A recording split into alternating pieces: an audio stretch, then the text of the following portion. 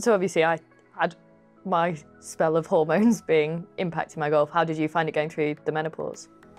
I mean, generally speaking, I feel as though I've had a fairly easy run of it.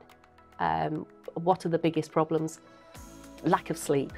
The fact that I was waking up with sweats during the night, you know, meant that I was tired when I was on the golf course. Have I had brain fog? I think so, yes.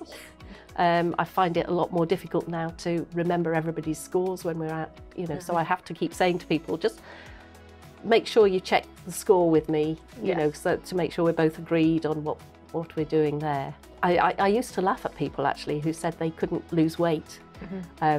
That's something that I've realised now is actually a menopause thing, because it is more difficult to shift, and I'm not laughing anymore.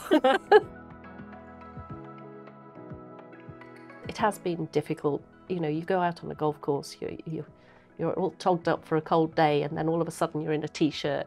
You know, not always with anywhere to take your base layer off. No, no, not always with anywhere. And yes, it is more tiring.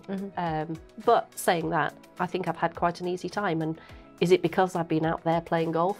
I suspect it probably is, because I'm keeping myself active and I'm doing things. So, and I guess you talk about your friends that you've played with for so long as well, a lot of them going through a similar thing at a similar time as well, so you're all quite understanding of what's going on. Although to say that, we don't really talk about it. But you are aware if somebody suddenly, you know, sort of flushes up, you know, that you know that they're struggling, and sometimes it's not that directly talking about it, but people being understanding of it and accommodating to the fact you're not trying to be difficult or anything. I think probably as a golfer, we've had an easier time of it, although I do know people who suffered, so, you know, so it's so far so good.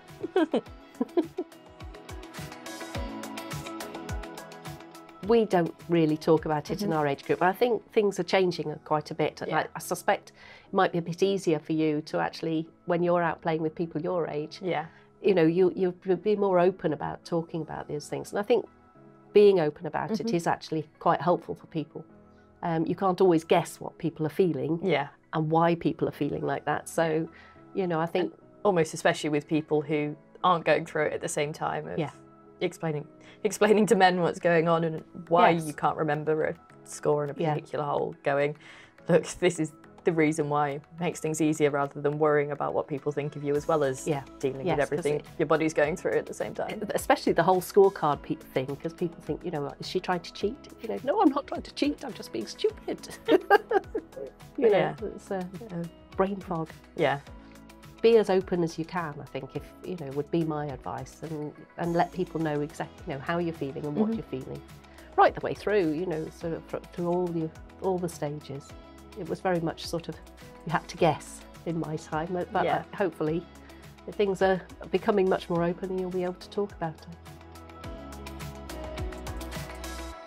A lot of clubs are now a lot better at having toilets out on the course, because that's always been something that's an issue, isn't it? If you go to a golf club and there's no toilet out there at all, it really is a problem for a lot of women, and you find them not have anything to drink while they're out on the course and getting dehydrated because they're worried about what it is. And it's, I mean, there's probably still a little bit to go, but it's definitely something that clubs seem more aware of. I mean, it's little things, isn't it? Like having a bin available in every women's toilets. I've been to clubs where 1 out of 3 toilets has a bin. Well, sometimes you don't always think to check that immediately before you go in, and you realise you're in the wrong toilet. And especially if you're in the middle of a round and you have to go into the nearest available one, you can't. You're out there for 4 hours, aren't you? There's only so much advanced planning that you can be doing. You need to have the facilities there to make you feel comfortable. But I think we're becoming more aware as well, when you have opens and things, that you need to have bins in the men's toilets if you're using the men's toilet for a ladies' event, you know, and things like that. So it's not just putting the flowers in the urinals, is it? No, it's not just the flowers in the urinals. And hope they don't float when it flushes.